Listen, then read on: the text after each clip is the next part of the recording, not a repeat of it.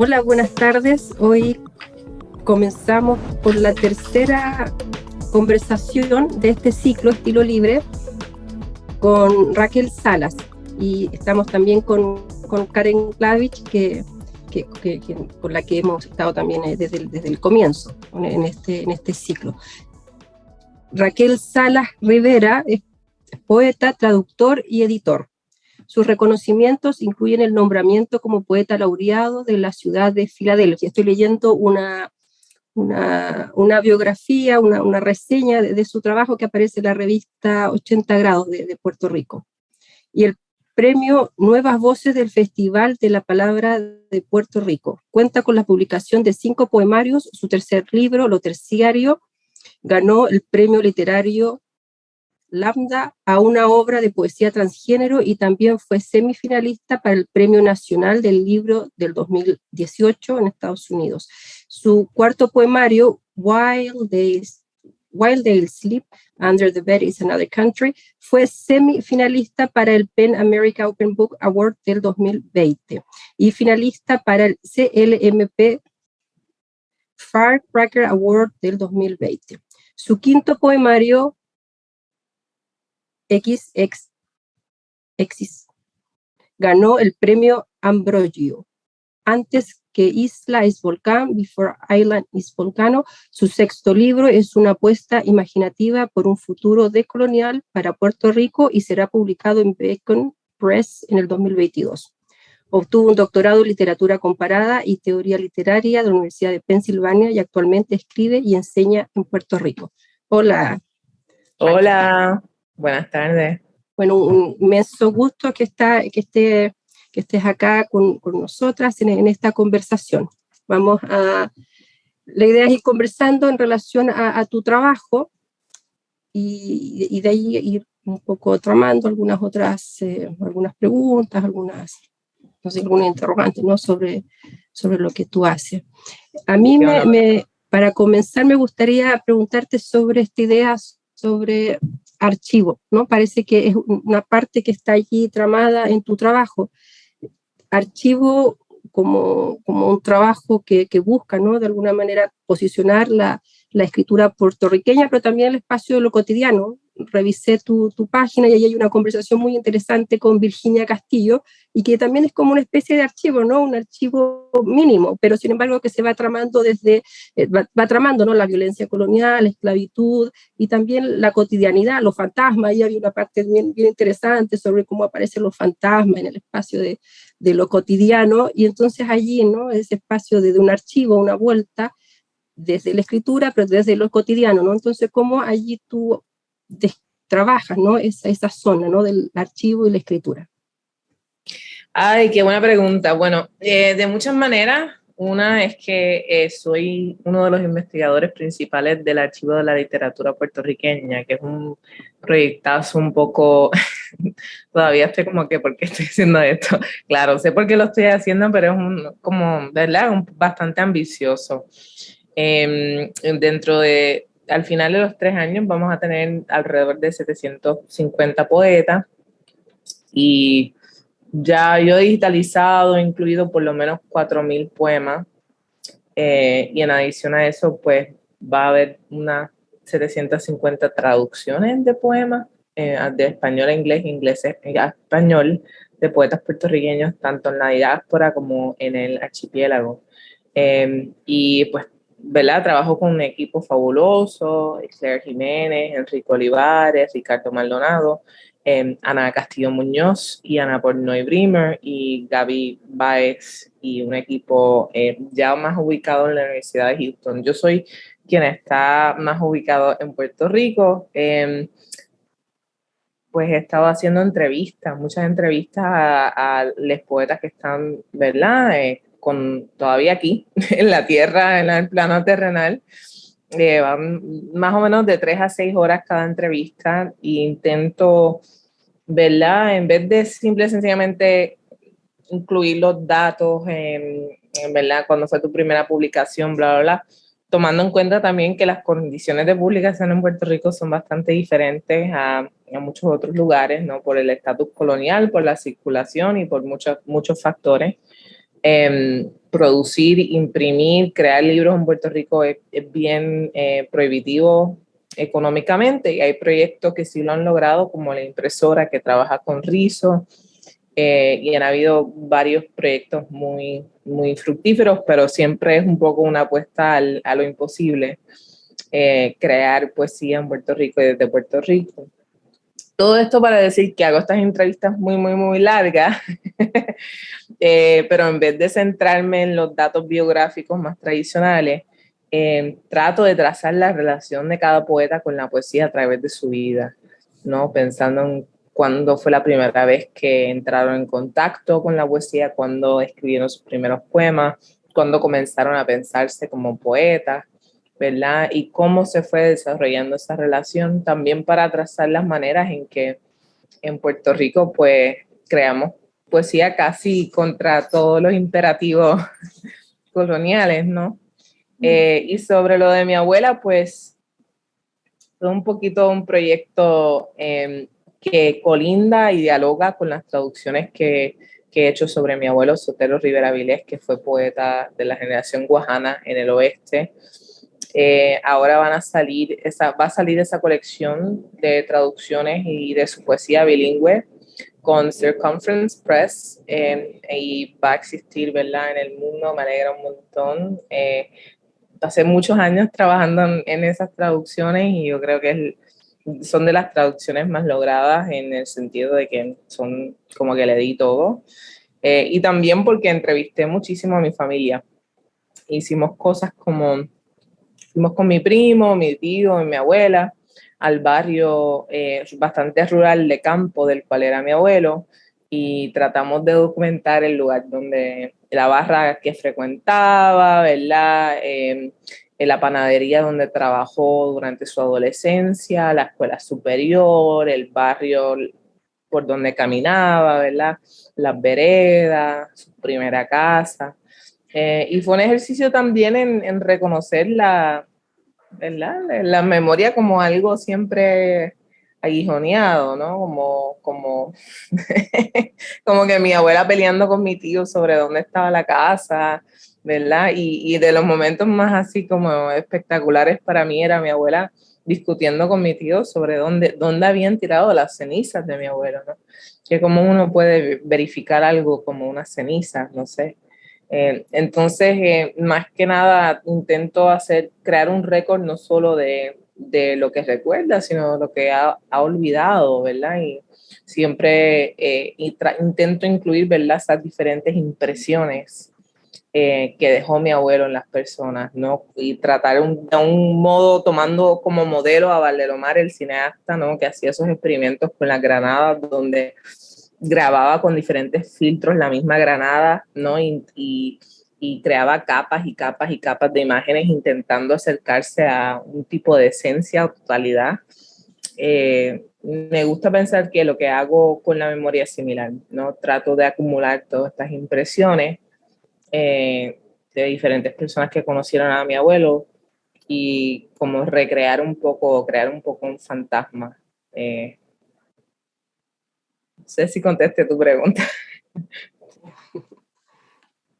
Que yo me había quedado también en este poema de la independencia de Puerto Rico, y lo tenía anotado, lo tenía entre mis notas para en algún momento ponerlo, y me parece que, bueno, que se da ahora justamente. Uno, porque, bueno, me llama mucho la atención, porque pareciera ir en dos niveles, ¿no? Como el nivel propio y el nivel Puerto Rico. Entonces me gustaría quizás profundizar un poco más como en qué es Puerto Rico en el lugar, como en tu poesía, ¿no? Bueno, una buena pregunta, ¿qué es Puerto Rico mi poesía? Quizás un poquito como ese fantasma, ¿no?, de mi abuelo, ¿no? Es como un imaginario colectivo necesario quizás para crear condiciones diferentes, ¿no? Ese poema viene de una sección de mi último libro, Antes que Islas Volcán, y esa sección se llama La Independencia de Puerto Rico, y cada poema en esa sección lleva el mismo título, La Independencia de Puerto Rico. yo los imaginé como un multiverso y un poco organizado alrededor de la cita de Frantz Fanon, donde habla de que lo primero que aprende la persona colonizada, ¿no? Es a no moverse, a quedarse en su sitio, ¿no? Y utiliza como ejemplo las estatuas, ¿no? Que hay, por eso hay tantas estatuas en las colonias, ¿no? Porque lo primero que uno aprende, ¿verdad? Es como que cómo vivir dentro del estrato al cual uno está asignado dentro del sistema colonial y comportarse tal cual. Y dice que los sueños son el espacio, por eso los sueños de los colonizados son tan ricos, son tan cabales, son tan llenos de tanta imaginación, quizás tanto futuro, ¿no? Porque es el espacio donde pueden imaginar otro mundo. Y yo quería un poco imaginar que aunque cada cual viene de una posicionalidad bastante distinta, ¿verdad? Y ese colectivo es uno que no incluye a todo el mundo, ¿verdad? No es algo completamente inclusivo, sí hay unos límites a ese colectivo, ¿no? Pero sí, ¿verdad? Que fuese bastante cabal, bastante acaparador en el sentido de que me imaginaba un poco como, ¿verdad? Ese refrán de que todos los caminos llevan a Roma, excepto de que todos los caminos llevan a la independencia de Puerto Rico. Y me imaginé un poco, ok, esas líneas rectas, ¿no? De esas vidas rectas de las estatuas, ¿no? Que vivimos y qué pasaría si al fin y al cabo todas estuvieran llevándonos a un futuro compartido de independencia. Y por eso está un poquito estructurada esa sección. Entonces, intento no contestar, ¿verdad? ¿Qué es Puerto Rico? Intento más como contestar cuáles son las condiciones para poder imaginar otro mundo en Puerto Rico y por qué no nos hemos permitido, no nos han permitido ese imaginario colectivo. Sí, en relación a eso mismo, ¿no? Que es lo que plantea Karen, ¿no? En relación a, por un lado, la geografía, ¿no? La isla, el volcán, archipiélago, por otro lado, el nombre, ¿no? Puerto Rico, que une dos zonas, ¿no? Por un lado, el desencanto, pero por otro lado, la emancipación de lo cotidiano, ¿no? La posible, necesaria emancipación de lo cotidiano y lo vinculo con algo que tú también lo vinculas, ¿no? Que es, y lo voy a citar, que es una parte de un poema, ¿no? Si el tiempo es queer y la memoria es trans y me duelen las manos en el frío entonces, ¿no? Entonces, ¿de qué manera esas dos zonas, ¿no? Por un lado, el nombre, la geografía, se articula a esta temporalidad, ¿no? Una temporalidad queer y a una memoria, ¿no? Una memoria trans. ¿Cómo tú ves esa temporalidad y esa memoria en relación a ese nombre y a esa geografía? Uh-huh. Creo que es algo que discuto con mis estudiantes, ¿no? De las primeras cosas que les pregunto es qué son los espacios de la memoria colectiva que están disponibles en Puerto Rico. Decimos, bueno, la iglesia, ¿no? La familia, si acaso no los centros comunales, ¿no? La universidad, la escuela, son espacios institucionalizados bastante, ¿no? De comunalidad y claro, se dan todo tipo de cosas dentro de esos espacios, no son solo, ¿verdad? Las reglas que los rigen, ¿no? De arriba para abajo, pero sí, ¿verdad? Se dan todo tipo de resistencias, otras formas, otras maneras de crear en esos espacios. Pero siempre me quedo pensando en la forma en que las personas trans quedan excluidas de muchos espacios, de esos espacios, ¿no? La forma en que la iglesia usualmente no está diseñada para las personas trans, ¿no? La forma en que la universidad muchas veces es hostil a las personas de experiencia trans. Y también, ¿verdad? Me puse a pensar no, juego y diálogo siempre, casi siempre con ese término del teórico queer José Esteban Muñoz, de desidentificación, ¿no? Pienso mucho en las formas en que hemos tenido que crear nuestros espacios identitarios, casi tomando un poco de aquí, un poco de allá y también contestando desde esa recombinación, ¿no? identitaria, ¿no? Y también pienso, ¿verdad? En esa noción clásica marxista, quizás pensando aquí marxista, no anarquista, esta noción, ¿no? De que el partido es la memoria, ¿no? De la clase trabajadora, esa noción que también en la izquierda, ¿no? Las personas trans en Puerto Rico han sido históricamente muy excluidas de poder participar de esos procesos, ¿no? De esos procesos libertadores de una izquierda muy machista y muy trans excluyente históricamente. Entonces, ¿verdad? Puedo citar 10.000 ejemplos, ¿verdad? Pero sin entrar en los pormenores, puedo decir que una de las cosas que pienso mucho es cómo entonces se lleva la memoria de una generación, ¿no? De como trans elders quizás, o de personas mayores trans en las que llegan a esa edad, porque la mayoría de las personas trans, las estadísticas son tétricas, ¿no? O sea, no, yo ya llegué a la edad en que se supone que no esté vivo, ¿no? Entonces, un poquito pensar en quienes yo conocía de joven, que eran personas de experiencia trans alrededor mío. Conocí a 2 mujeres trans que fueron activistas y alguna que otra persona trans en Puerto Rico, y todas se fueron de Puerto Rico, ¿no? Buscando cómo vivir y ser en mejores condiciones. Ningún lugar no es transfóbico, ¿verdad? Todos los sitios son transfóbicos, pero yo creo que sí es bastante cuesta arriba tener esa regularidad en el cuidado en una colonia y en muchos lugares. Entonces, nada, las generaciones más jóvenes no saben los nombres de esas personas, ¿no? Y pienso mucho en eso, ¿no? Con lo difícil que es llevar esa memoria de las luchas trans en Puerto Rico, y que muchas veces tenemos que casi leer entre líneas para encontrar en personas en el pasado con las cuales conectamos de algún modo, ¿no? Casi leer contra el texto.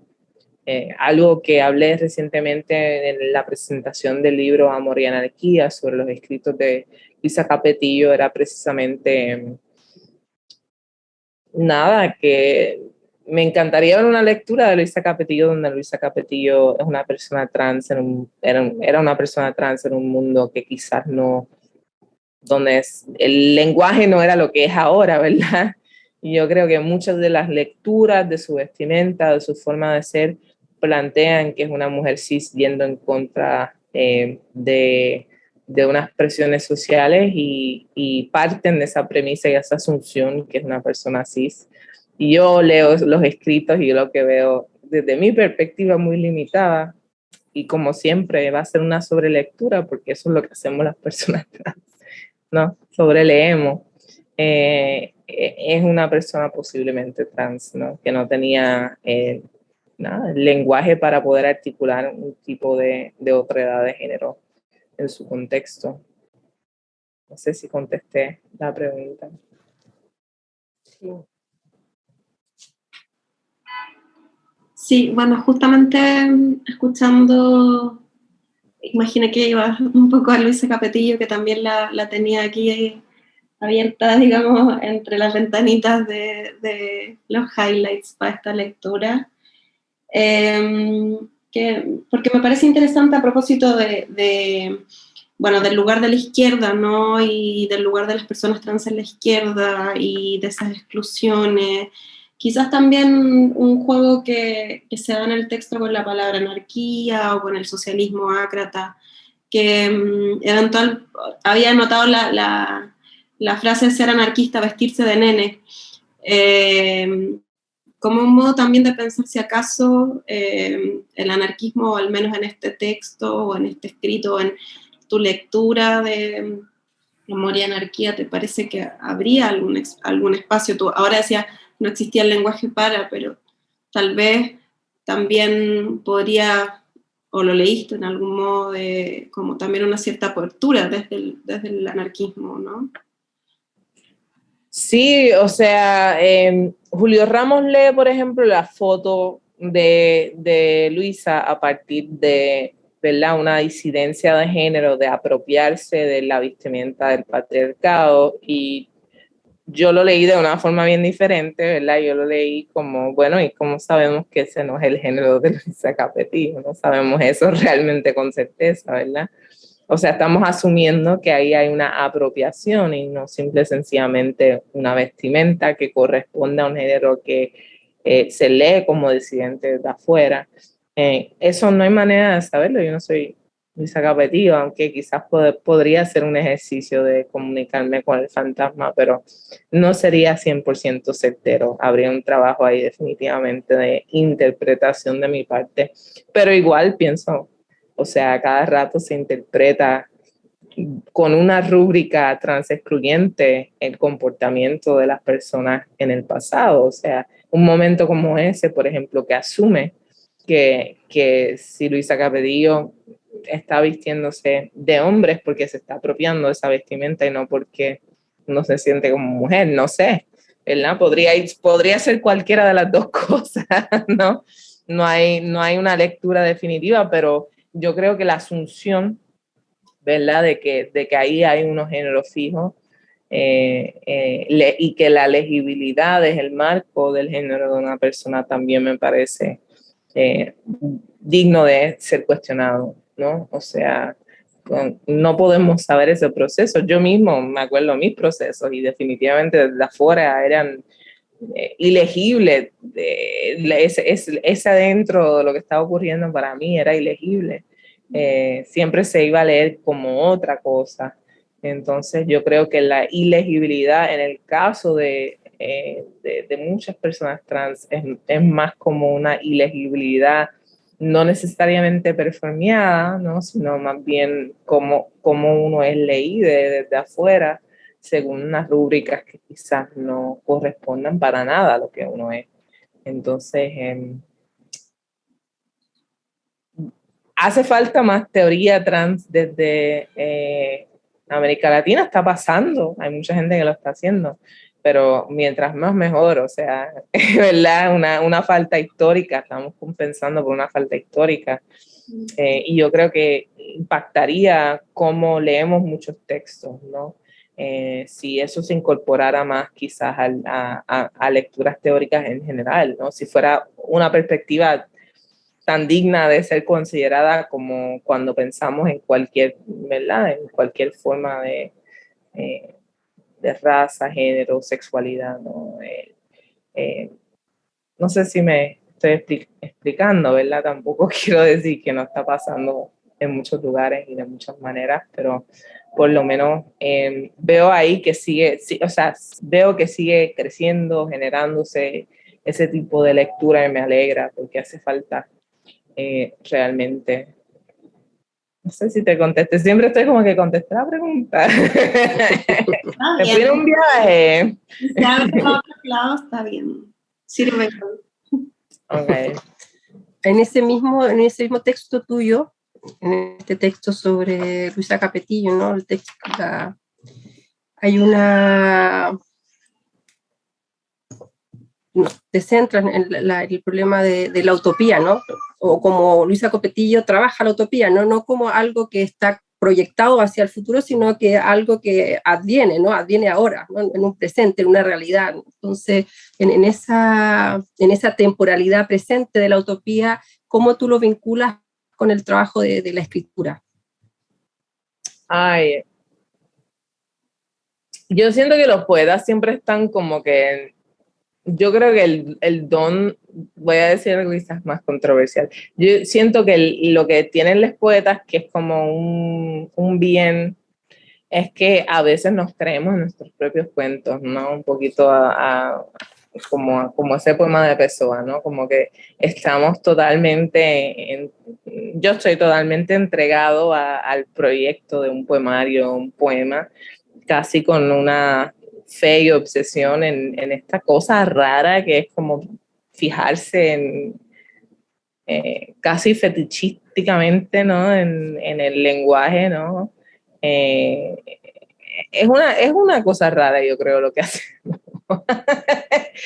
Y yo creo que en esas rarezas, ¿no? En esas obsesiones que no son vistas como valorosas para el capitalismo, hay potencialidades.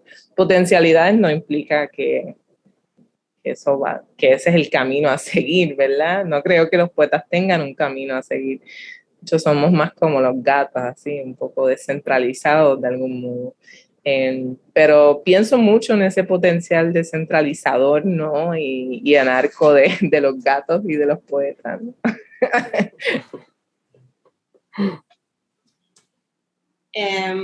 Bueno, otro de los poemas en los que me llamaron la atención, en los que me fijé, digamos, como parte de las preguntas preparadas, es la construcción de un hogar. Y un poco retomando varias de las cosas que han aparecido acá, porque bueno, hay como cierta alusión a la casa abandonada, a un terreno sin título, un poco me hago alusión rápidamente también como al lugar de procedencia, al propio Puerto Rico nuevamente, y me gustaría un poco saber qué es esto, como qué es de construcción de un hogar como en todo este terreno de poesía tuyo, Raquel. Este poema, sí, esa sección. En Puerto Rico hay tantas casas, no están abandonadas, ¿verdad? Porque sus dueños se fueron a Estados Unidos, muchos después de Promesa, muchos después de María. Dejaron sus casas ahí pensando que van a volver a sus casas y algunas están como, parecen abandonadas, ¿no? O sea, tienen dueños, pero el dueño ya no está. Algunas dicen que están a la venta, nunca se vende. Y también coincide con una crisis en el mercado de bienes raíces que tiene que ver con la proliferación de los Airbnb en Puerto Rico y la mudanza de muchas personas estadounidenses a Puerto Rico en un tipo de colonialismo de asentador, como una ola nueva a partir de la pandemia, ¿no? Ha habido como esta mudanza y han subido muchísimo los precios de los alquileres, de los materiales de construcción. Ahora mismo estoy trabajando con el arquitecto Cruz García y Natalie Frankowski, con ambos, para este terreno que mi tío heredó de mi abuelo. Yo se lo compré y ahora estoy construyendo una casa ahí, tomará unos 4 o 5 años, precisamente pensando, ¿no? En como sustentabilidad a largo plazo, cómo voy a vivir en Puerto Rico, sin saber realmente qué va a pasar, pero queriendo estar aquí, sabiendo que quiero estar aquí. Entonces, buscar materiales de construcción ahora mismo están carísimos, porque pues se están mudando tantos gringos para acá, en verdad, es horrible. Entonces, es horrible porque no hay un diálogo, no es como, ay, vamos, no, es como literalmente llegamos y esto es territorio y esto es una extensión de este proceso. Y nada, ¿verdad? Un poco una deconstrucción también de esas, no sé, como es tan triste y bello ver estas casas, ¿no? Las casitas de la gente que están ahí esperando a que sus dueños vuelvan, ¿no? Como, y las vivan y las ocupan. Y yo creo que también es un poquito como lo que está pasando ahora mismo en Puerto Rico, como un resumen de lo que está pasando en Puerto Rico y lo que lleva pasando en Puerto Rico. Y, ¿verdad? Y esa sensación de que quienes quieren estar aquí no pueden, quienes están luchando para poder sobrevivir y quienes están llegando no los queremos aquí. Entonces, no, esa negociación de quién puede quedarse, quién no. Y los hogares terminan siendo como un récord casi de ese movimiento, ese cambio que está pasando en Puerto Rico tan repentinamente. Y entonces, pues, me gustó la idea de imaginarme y personificar un poco esa casita, ¿no? También como mis memorias de Puerto Rico. O sea, yo volví a Puerto Rico después de 8 años, pero realmente no volví a Puerto Rico, volví a otro lugar. Ya no es Puerto Rico como yo lo recuerdo, ¿no? Lo es y no lo es. Entonces, un poquito, yo creo que fue mi intento también de pensar en eso, en vivir en este mundo que se siente tantas veces fantasmal. Y breve historia sobre los fantasmas, ya que me preguntaron sobre los fantasmas. Fui a visitar Buffalo, Nueva York, y ahí tenían, la directora del programa fue brillante en el sentido de que decidió ponerme en un hotel boutique que había sido un sanatorio. Y para mí eso fue fascinante. Yo siempre he querido ver un fantasma, yo nunca he visto un fantasma y siempre he querido ver un fantasma. Me asustó el sanatorio, ¿sabes? Tenía su energía, tú sabes, pero no vi ningún fantasma. Por un momento dije, ¿será que como que soy queer y piensan que soy otro fantasma? Como que desarrollé toda esta teoría, ¿no? De por qué los fantasmas no me reconocieron como una presencia del mundo corpóreo, o no les interesé, o lo que sea. Y entonces recuerdo que me monté en el elevador y habían como una mujer puertorriqueña que trabajaba con el mantenimiento, hablando en español a su familia, y dije, bueno, claro, porque los fantasmas aquí son los puertorriqueños que se han mudado a vivir en este pueblo y a trabajar para sobrevivir. Esos son los fantasmas. Están en todas partes, ¿no? Así que no sé, pensando un poco en esa pregunta inicial. Quizás los fantasmas decodifican también en el marco cis y no te captaron. No. También los fantasmas estaban chilling conmigo ahí, de verdad. No sé qué vibra yo di, pero no les interesé, me vieron como que, ok, vale. Y no, diablo, nunca voy a ver un fantasma. Ya bien pompeado. Finalmente, este sitio tiene que tener fantasmas. No. Mira que tu abuela vio muchos fantasmas allí, que la entrevista veía fantasmas. Ella veía fantasmas en todas partes. Los vecinos también veían los fantasmas. Ella veía fantasmas. Ya los verás. Ya. Pero ella es bruja, o sea, yo estoy aprendiendo, yo soy como aprendiz, pero ella es bruja full, es Escorpio, como que yo no sé qué hace, qué cosas brujísticas ella hace, pero a mi abuelita es una bruja full. Estaría, que no te inventes cosas, estaría así, pero en verdad. Eso que está, bueno, esta idea, ¿no? Que estás tú trabajando y que acá aparece, ¿no? La idea del espectro, ¿no? El fantasma. Y que aparece también en tu poemario terciario, ¿no? Aparece esta idea del espectro, lo dice, es la dimensión de la existencia, ¿no? El valor de uso, la cosa, el valor de la cosa en su utilidad, pero hay un valor que excede, ¿no? Siempre hay un valor que excede, que no está allí en el valor de uso, ¿no? y tampoco está tramado en el cambio, sino que es un valor que siempre está allí, está de más, ¿no? De alguna manera es lo que va quedando, lo que excede. Y da la impresión que lo vinculas con esa idea del espectro, ¿no? Lo que constituye, ¿no? Entonces, cómo allí lo vas pensando en relación a la existencia, ¿no? En esa dimensión. Uh-huh. Es gracioso. Los fantasmas, yo siempre me pregunto si la pasan bien, si se ríen, ¿verdad? O sea, siempre los presentan como seres que son muy serios, ¿no? Que como que llegan a reclamar cosas o que quieren que resuelvas algo. Siempre he pensado, ¿y si los fantasmas simple y sencillamente como que la pasaron muy bien en la tierra y no se quieren ir y están aquí como, no sé?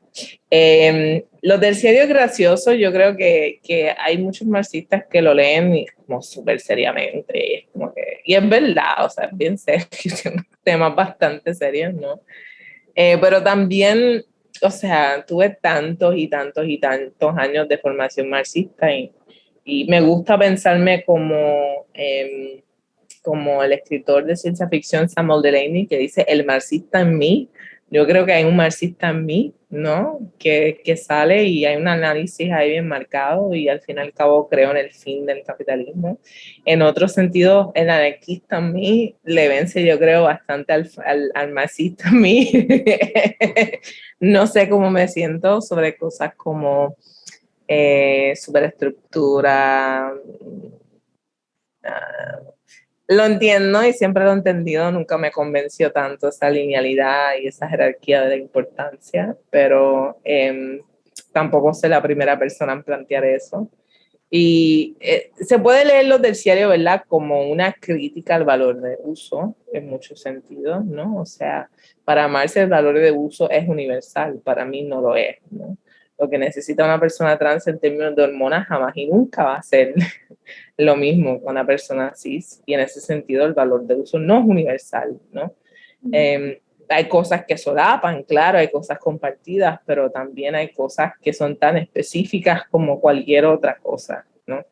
En cualquier otra realidad. Y yo creo que, pues, claro, para Marx era universal porque él lo que había reflejado en el mundo, ¿verdad?, su posicionalidad.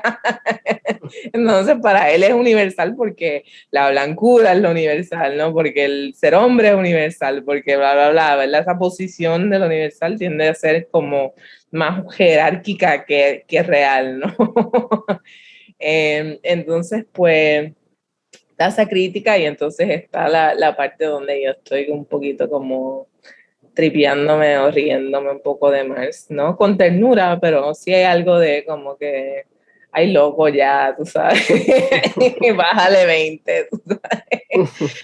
Y yo creo que los momentos más divertidos en sus textos son los momentos donde él se ríe y encuentra las cosas graciosas o donde tiene como unos viajes utópicos, de hecho, ¿no? Como a veces creo que se lee ese texto del socialismo utópico al científico como más rechazando plenamente la utopía y para nada, o sea, era alguien que tenía unas ideas bastante utópicas y un lado bastante práctico también, ¿no? Y yo creo que ese espíritu me gusta, ¿no? Como esa idea de que hay una tensión, de que uno también puede salir fuera de esos marcos, de que no es una religión, ¿verdad? Que es una propuesta que podemos repensarla y también incorporar muchas cosas de esa lectura. Y también, pues, no sé, como al fin y al cabo soy poeta más que cualquier otra cosa. Como que lo he aceptado en mi vida. Ya como que acepté que más que, no sé, no me atrevo a decirme ni activista, por más que tome postura y diga, vaya, una que otra protesta. Mi madre es más activista que yo, tú sabes, mi madre está en todas las protestas, primera fila ahí, como que ella sí le mete mano, tú sabes, pero yo soy más como que el que va, escribe poesía, ¿me entiendes? Siento que ahí pues mis comentarios terminan siendo también a base de pues sentirme que la izquierda en Puerto Rico, cuando yo participé, me pidió mucho sacrificio a muy joven edad y todo el mundo alrededor mío yo veía como mucho cansancio, mucho agotamiento y también una división bastante desigual del trabajo dentro de las organizaciones. Para la generación de mami, las mujeres cocinaban y preparaban y organizaban, ¿verdad?, los eventos y los hombres eran los portavoces y esa era la forma de operar. Y eso era todo gente cis, tú sabes, la gente trans. Entonces, pues nada, sí, yo creo que eso es lo que pienso.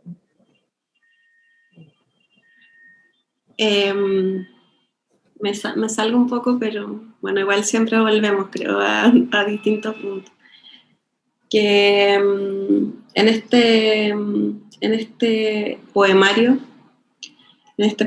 tuyo, Poemas Necesarios y Otras Malas Mañas, que es bilingüe, en uno de los poemas que se llama Amante de Estrellas Cruzadas, hay un primer párrafo que dice: existe un puente del inglés al español, un joven lampiño y decimonónico lo cruza de camino a la casa de su amada.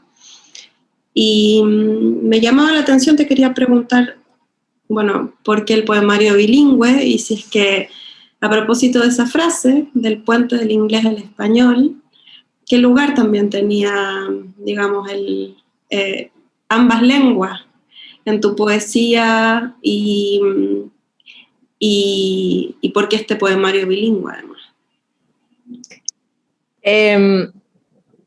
Pues en realidad voy a tomarlo por partes, ¿no? Siempre me pareció como bien gracioso la idea de intentar crear una alegoría sobre esa relación entre los idiomas, y yo creo que precisamente el hecho de que se sentía tan imposible, porque no es universal en ese sentido, ¿verdad? Sí, obviamente hay una relación que se puede extraer un poco y generalizar un poco entre el norte y sur global, pero cada país tiene su relación ahí bien específica, ¿no? Con ese norte, y no me atrevería a hacer como una generalización tan amplia.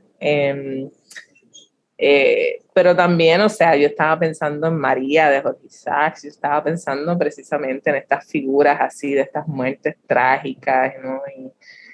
Y también siempre me ha gustado, honestamente, la literatura del romanticismo, la encuentro tan excesiva, y también creo que me identifiqué mucho como con un nene del romanticismo, como así medio exagerado y trágico. Me gustaba esa idea como una figura queer un poco, ¿no? A pesar de la normatividad de muchos de esos hombres, ¿no?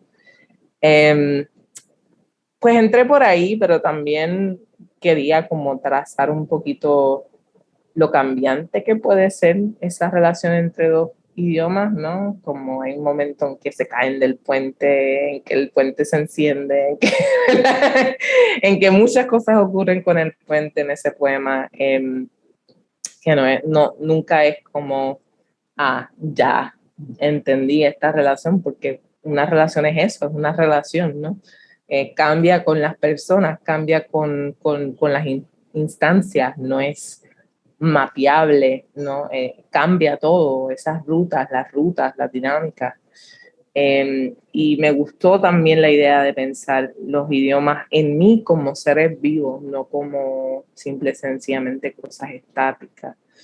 Porque así es que se sienten para mí esos dos idiomas. No, he tenido una vida donde he vivido la mitad quizás en inglés y la mitad en español, y escogí escribir en español porque Puerto Rico pues es el lugar donde pienso estar el resto de mi vida y donde siempre he querido estar. Y aquí pues la mayoría de los puertorriqueños hablamos español, hablamos nuestro español, pero hablamos español.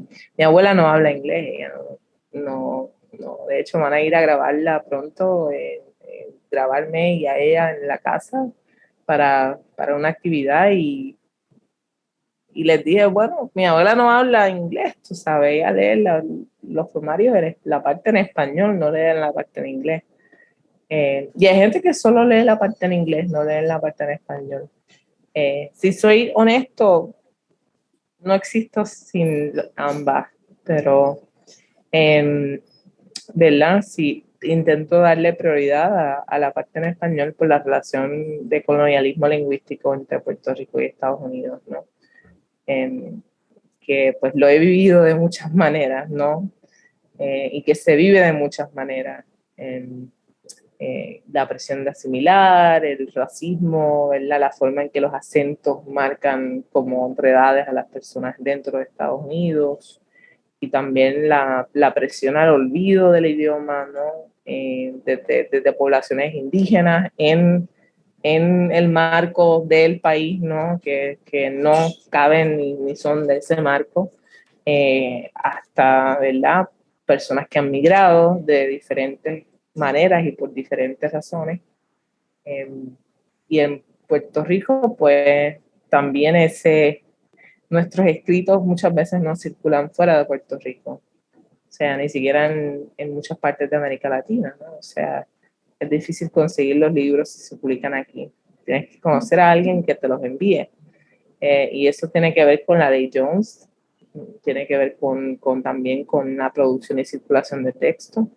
Mi sueño es que se vuelva a dar una impresora nacional. Aquí hubo una impresora nacional, y quien corrió eso por mucho tiempo fue el periódico Claridad, y lo defendían con armas y todo, ¿no? Era como como algo digno de ser defendido, y también poetas, escritores lo utilizaban para imprimir. No solo se imprimía el periódico, que pues era nacionalista y de izquierda. Aquí sí, sí hay una relación entre la noción de una nación futura y la izquierda, por más complicado. Y yo no soy nacionalista, sí soy antiimperialista, pero entiendo esa conexión, ¿verdad? Tampoco descarto esa línea, ¿no? Y entiendo que es diferente, ¿no? Que tiene que ver con la situación colonial. Y nada, y como que quienes querían imprimir los libros o las revistas podían utilizar también la impresión nacional. Y yo creo que mi sueño sería algo, que volviera algo así en Puerto Rico, ¿verdad? Un lugar donde se pudiera imprimir y producir. Realmente no hay, eh, ¿verdad? Hay lugares, pero es complicadito, todo es complicadito. Una amistad que se ríe de mí porque cada vez que visita le digo, me pregunta algo sobre Puerto Rico, yo, es complicado. Me dice, ¿y eso? ¿Qué significa? Yo, es complicado. Y después le cuento toda la historia del objeto, el edificio, el espacio, y la pobre como que, no sé, tú como guía turística no bregas, y yo no brego, porque es que es complicado. Sí, no sé si contesté tu pregunta. En lo que estás conversando, ¿no? ¿Cuál es también está tu trabajo vinculado a proyectos editoriales, ¿no? Aquí también en Chile hay una manera de articular el espacio político, una dimensión del trabajo político desde el orden de la creación de lugares, ¿no? De lugares en un sentido contrainstitucionales, ¿no? Como son las editoriales independientes. Tú también estás allí estás vinculado a proyectos de edición. Uh-huh, uh-huh. Sí, o sea, mi primer libro lo publiqué con Editora Educación Emergente, una editorial que la corre Elisa Rolón Collazo y Beatriz Denis. Brillante, súper proyecto, un proyecto que lleva mucho tiempo. En realidad tomaron un riesgo conmigo porque yo nunca había publicado un libro y me publicaron ahí un mamotreto y bregaron súper bien conmigo, yo era bien chamaquito. Y han hecho eso con más de una persona realmente, y yo creo que son, no sé, son bien especiales, lo que hacen es bien especial. Y después ¿verdad? Mi segundo libro lo publiqué con Ediciones a la Lluvia. Ellos siguen funcionando, ¿verdad? Mi relación ha cambiado un poco con la editorial. Yo creo que nuestras visiones sobre género bifurcaron en un momento dado, pero aprecio el trabajo que han hecho históricamente. Y pues sigo trabajando con editoriales independientes en Estados Unidos, ¿verdad? Hice mucha investigación sobre el tipo de proyecto, el tipo de cosas que imprimían, era bien importante para mí. Honestamente, este último libro es como la editorial más grande con la cual he estado, y fue un poco desorientado porque estaba tan acostumbrado a trabajar de un modo tan no así. Que cuando me dijeron que iba a haber un cheque y que me iban a pagar, yo como, ¿cheque? ¿Me van a pagar? ¿Por qué? Eso siempre sorprende. Ay, sí, yo como que no entiendo. ¿Cómo que pagar? ¿Cómo que un cheque? Como que me van a cobrar. Ah, no, un cheque que me van a pagar. Entonces, no sé, ¿verdad? Y me gusta pensar que de algún modo... si no, aunque no impriman todos mis libros con editoriales o proyectos así, intento apoyar proyectos así, porque son realmente, sin eso no hay poesía en Puerto Rico. O sea, aquí no hay proyectos oficiales, realmente casi ninguno. El Instituto de Cultura Puertorriqueña, yo tengo mucho respeto por el Instituto de Cultura Puertorriqueña, pero no son regulares en sus publicaciones de la poesía. O sea, eso no puede ser un escritor joven no puede confiar en que va a tener su libro en la colección del ICP. Entonces, pues, quienes sí los publican y quienes sí publican son estas editoriales bien de la casa, artesanales, hacen un buen trabajo, pero es completamente independiente. Sí. Bueno, aquí ocurre también es así, ¿no? Sí, el Me trabajo imagino. sí, y también sorprende el pago, pero se paga también de otras maneras. También Sí, hay que claro. reconocer que hay otras formas también. Claro, yo a la misma vez digo, bueno, deberían pagarnos y obviamente eso no es un resumen del trabajo que uno hace en las colaboraciones, pero deberían pagarnos siempre. Sí, sí. Debería haber dinero para la poesía, ¿no? Para la literatura, para la producción cultural. Sí. Vamos a trabajar en esa utopía presente, necesaria. Sí. Sí. Bueno, fue un tremendo gusto de conversar con Raquel. Ya llegamos al momento del fin de esta conversación y bueno, muchas gracias por este tiempo. Gracias a ustedes. Fue un placer. Sí, un placer y ojalá pronto te encuentres con algún fantasma. Yo espero también quisiera vivir esa experiencia. Sí, tan triste. Voy a tener que hablar con mi abuela a ver si habrá algún problema. Bien. Muchas gracias. Gracias, que estén bien. Gracias. Chao. Sí.